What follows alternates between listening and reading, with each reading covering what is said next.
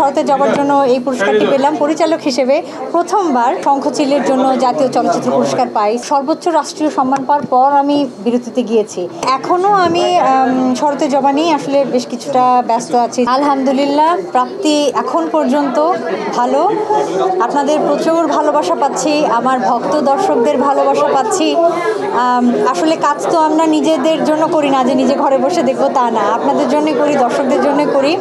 এবং শরতের জবা থেকে যে পরিমাণ ভালোবাসা আমি পেয়েছি, এই কৃতজ্ঞতা আমি কখনোই কোনোভাবে প্রকাশ করে শেষ করতে পারবো না।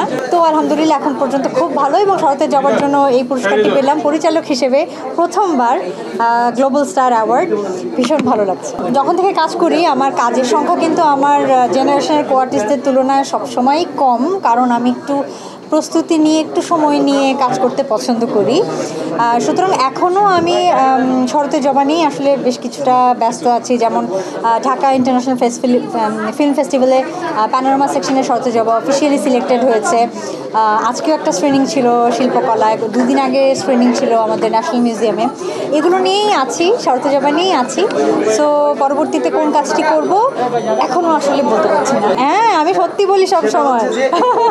না, অভিমান একদম ছিল না, এটা ভুল। কারণ হচ্ছে আমি কাজ করা ছেড়েছি আসলে 2018-তে, একদমই যখন আমি শঙ্খচিলের জন্য জাতীয় চলচ্চিত্র পুরস্কার পাই শ্রেষ্ঠ অভিনেত্রী হিসেবে। সুতরাং একদম সর্বোচ্চ রাষ্ট্রীয় সম্মান পাওয়ার পর আমি বিরতিতে গিয়েছি।